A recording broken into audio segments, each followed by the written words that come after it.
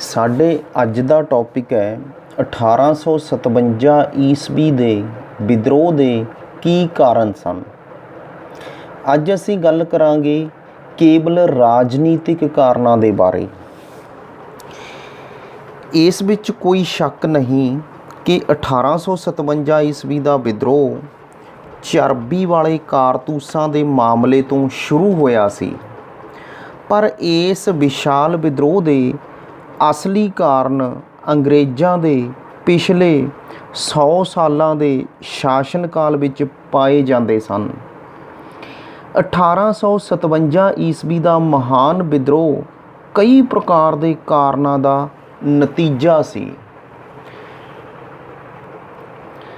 ਹੁਣ ਗੱਲ ਕਰਦੇ ਹਾਂ ਅਸੀਂ ਰਾਜਨੀਤਿਕ ਕਾਰਨਾਂ ਦੇ ਬਾਰੇ। ਇਹ ਕਿਹੜੇ ਕਾਰਨ ਸੀਗੇ ਜਿਸ ਕਰਕੇ ਭਾਰਤੀ ਰਾਜੇ ਅਤੇ ਲੋਕ ਅੰਗਰੇਜ਼ਾਂ ਦੇ ਵਿਰੁੱਧ ਹੋ ਗਏ। ਪਹਿਲਾ ਪੁਆਇੰਟ ਹੈ ਅੰਗਰੇਜ਼ਾਂ ਦੀ ਸਾਮਰਾਜਵਾਦੀ ਅਤੇ ਆਕਰਮਣਸ਼ੀਲ ਨੀਤੀ।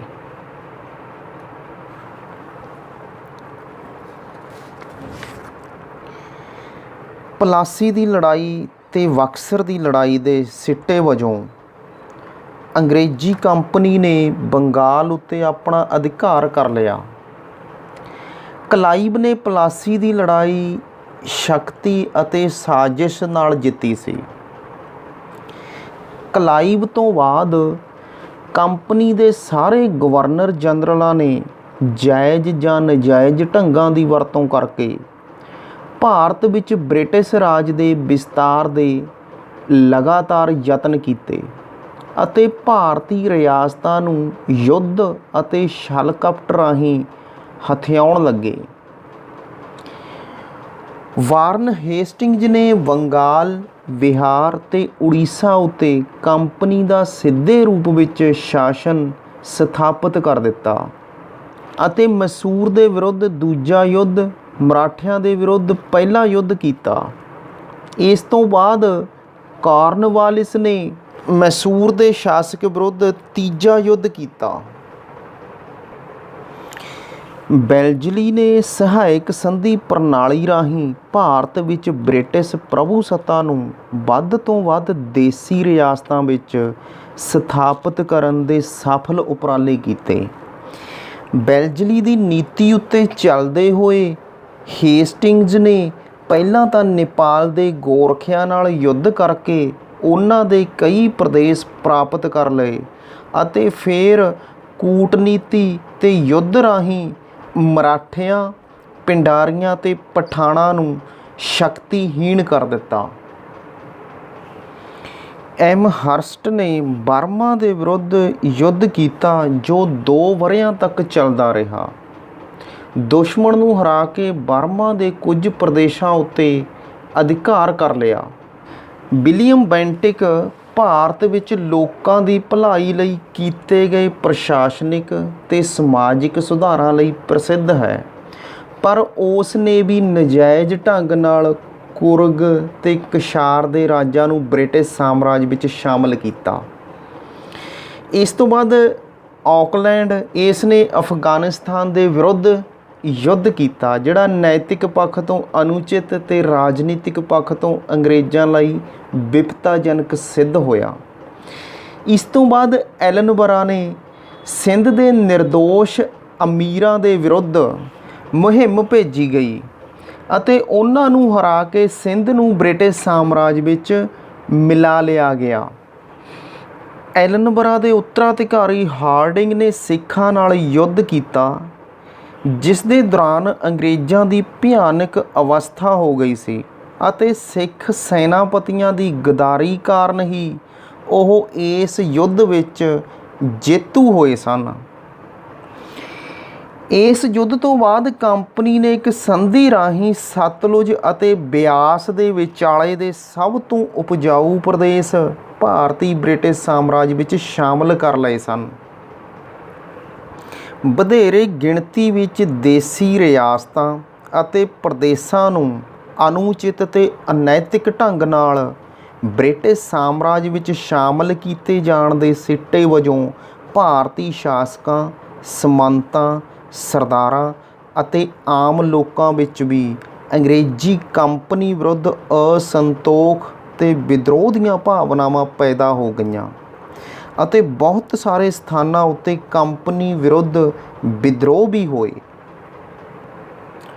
ਦੂਸਰਾ ਹੈ ਡਲਹੌਜ਼ੀ ਦੀ ਸਾਮਰਾਜ ਦਾ ਵਿਸਥਾਰ ਕਰਨ ਦੀ ਅਨਿਆਂਪੂਰਨ ਨੀਤੀ।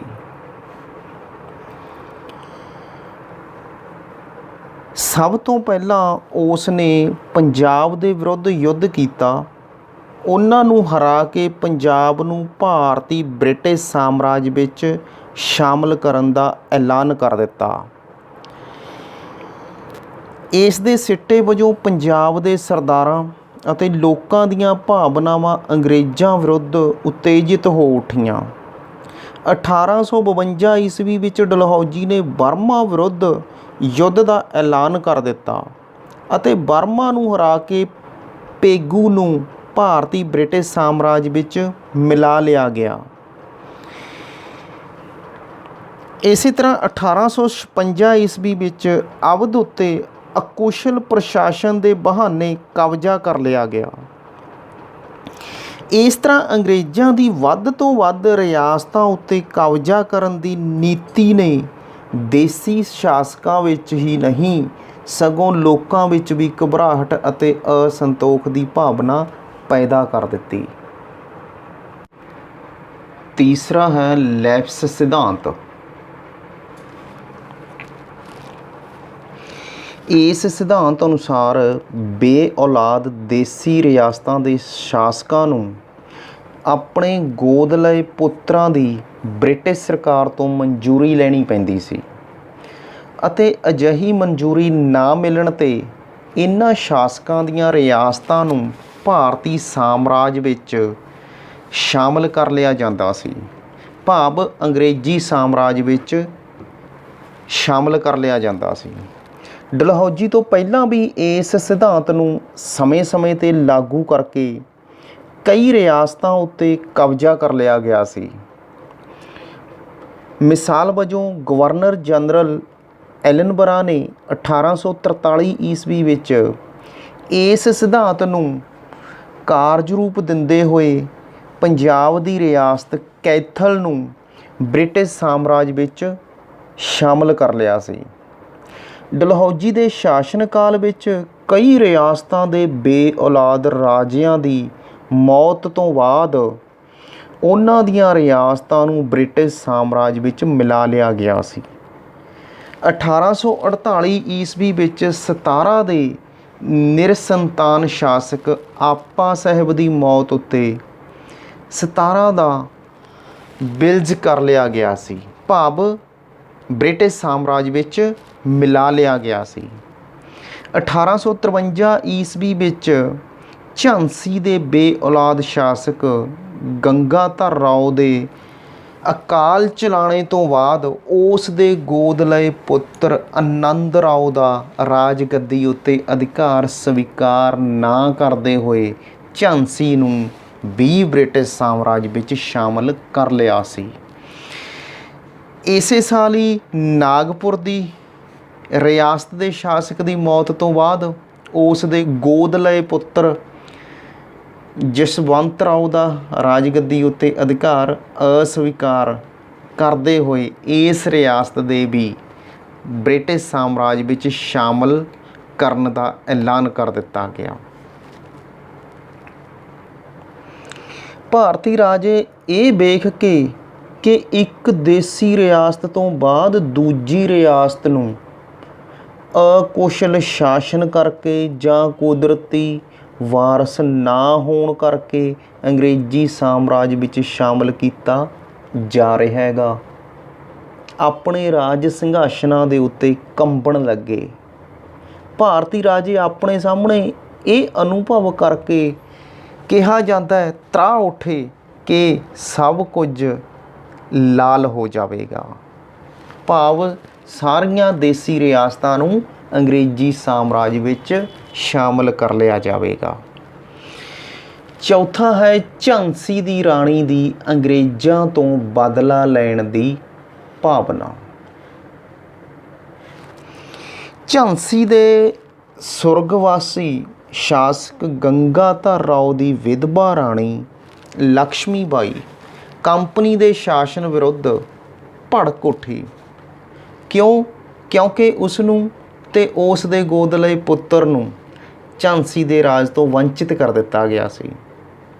ਉਸ ਨੇ ਬਦਲੇ ਦੀ ਭਾਵਨਾ ਤੋਂ ਪ੍ਰੇਰਿਤ ਹੋ ਕੇ ਹੀ 1857 ਈਸਵੀ ਵਿੱਚ ਬ੍ਰਿਟਿਸ਼ ਸ਼ਾਸਨ ਵਿਰੁੱਧ ਹਥਿਆਰ ਚੁੱਕੇ ਸਨ ਅਤੇ ਝਾਂਸੀ ਰਾਜ ਉੱਤੇ ਆਪਣਾ ਅਧਿਕਾਰ ਸਥਾਪਿਤ ਕਰਨ ਦੇ ਹਿੰਸਕ ਉਪਰਾਲੇ ਕੀਤੇ।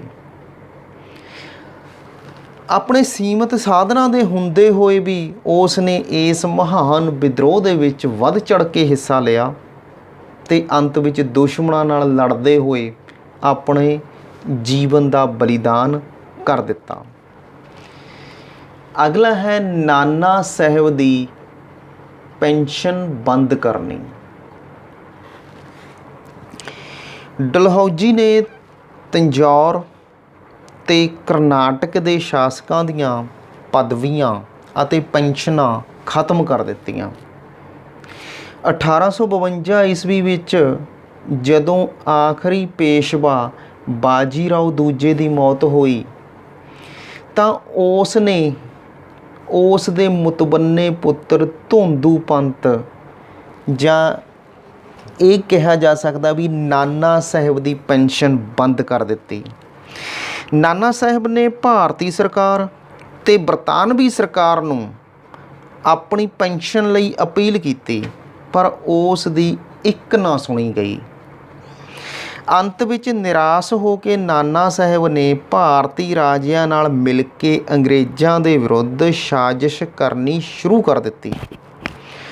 ਕਿਹਾ ਜਾਂਦਾ ਹੈ ਕਿ ਨਾਨਾ ਸਾਹਿਬ ਨੇ ਭਾਰਤ ਦੀਆਂ ਮਹੱਤਵਪੂਰਨ ਰਿਆਸਤਾਂ ਦੇ ਸ਼ਾਸਕਾਂ ਨੂੰ ਪੱਤਰ ਲਿਖੇ ਸਨ, ਜਿਨ੍ਹਾਂ ਵਿੱਚ ਉਹਨਾਂ ਨੂੰ ਅੰਗਰੇਜ਼ਾਂ ਵਿਰੁੱਧ ਵਿਦਰੋਹ ਕਰਨ ਲਈ ਪ੍ਰੇਰਿਤ ਕੀਤਾ ਗਿਆ ਸੀ।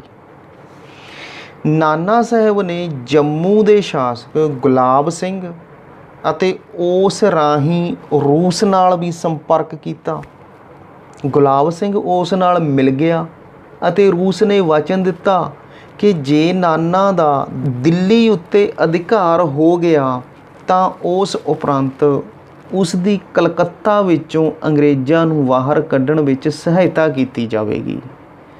ਭਾਵੇਂ ਸੀਤਾਰਾਮ ਬਾਵਾ ਦਾ ਇਹ ਕਥਨ ਸੱਚਾ ਨਾ ਹੋਵੇ, ਪਰ ਇਸ ਵਿੱਚ ਕੋਈ ਸ਼ੱਕ ਨਹੀਂ ਕਿ ਦੇਸੀ ਸ਼ਾਸਕਾਂ ਦੀ ਅੰਗਰੇਜ਼ਾਂ ਵਿਰੁੱਧ ਅਜਿਹੀ ਸਾਜ਼ਿਸ਼ ਬਾਰੇ ਸਾਰੇ ਦੇਸ਼ ਵਿੱਚ ਅਫਵਾਹ ਉੱਡ ਰਹੀ ਸੀ। 6ਵਾਂ ਹੈ ਅਵਧ ਨੂੰ ਅੰਗਰੇਜ਼ੀ ਸਾਮਰਾਜ ਵਿੱਚ ਮਿਲਾਉਣਾ। ਅਵਧ ਦੀ ਸੁਤੰਤਰਤਾ ਨੂੰ ਨਸ਼ਟ ਕਰਨਾ ਖਾਸ ਕਰਕੇ 1857 ਈਸਵੀ ਦੇ ਵਿਦਰੋਹ ਦਾ ਮੁੱਖ ਕਾਰਨ ਸਿੱਧ ਹੋਇਆ। ਅਵਧ ਦੇ ਨਵਾਬ ਹਮੇਸ਼ਾ ਅੰਗਰੇਜ਼ੀ ਸਰਕਾਰ ਦੇ ਪ੍ਰਤੀ ਵਫਾਦਾਰ ਰਹੇ ਸਨ, ਉਸ ਦੀਆਂ ਔਕੜਾਂ ਵਿੱਚ ਸਦਾ ਸਾਥ ਦਿੰਦੇ ਰਹੇ ਸਨ। ਪਰ ਇਸ ਸਭ ਦੇ ਹੁੰਦੇ ਹੋਏ ਵੀ ਡਲਹੌਜੀ ਨੇ 1856 ਈਸਵੀ ਵਿੱਚ ਅਵਧ ਦੇ ਨਵਾਬ ਵਾਜਿਦ ਅਲੀ ਸ਼ਾਹ ਨੂੰ ਗੱਦੀ ਤੋਂ ਉਤਾਰ ਦਿੱਤਾ ਅਤੇ ਅਵਧ ਨੂੰ ਭਾਰਤੀ ਬ੍ਰਿਟਿਸ਼ ਸਾਮਰਾਜ ਵਿੱਚ ਮਿਲਾ ਲਿਆ। ਇਸ ਨਾਲ ਅਵਧ ਦਾ ਨਵਾਬ, ਉਸ ਦੇ ਮੰਤਰੀ, ਸਰਦਾਰ, ਤਾਲੁਕਦਾਰ ਤੇ ਲੋਕ ਬ੍ਰਿਟਿਸ਼ ਸਰਕਾਰ ਵਿਰੁੱਧ ਭੜਕ ਉੱਠੇ ਅਤੇ 1857 ਈਸਵੀ ਵਿੱਚ ਅਵਧ ਵਿੱਚ ਹੋਏ ਵਿਦਰੋਹ ਨੇ ਰਾਸ਼ਟਰੀ ਵਿਦਰੋਹ ਦਾ ਰੂਪ ਧਾਰਨ ਕਰ ਲਿਆ। ਭਾਵੇਂ 1857-58 ਈਸਵੀ ਦੇ ਮਹਾਨ ਵਿਦਰੋਹ ਨੂੰ ਇੱਕ ਦੇਸ਼ ਵਿਆਪੀ ਰਾਸ਼ਟਰੀ ਵਿਦਰੋਹ ਨਹੀਂ ਮੰਨਿਆ ਜਾਂਦਾ। 7ਵਾਂ ਹੈ ਮੁਗਲ ਸਮਰਾਟ ਦੀ ਨਿਰਾਦਰੀ। ਆਰੰਭ ਵਿੱਚ ਅੰਗਰੇਜ਼ ਮੁਗਲ ਸਮਰਾਟ ਦੀ ਬਹੁਤ ਇੱਜ਼ਤ ਕਰਦੇ ਸਨ।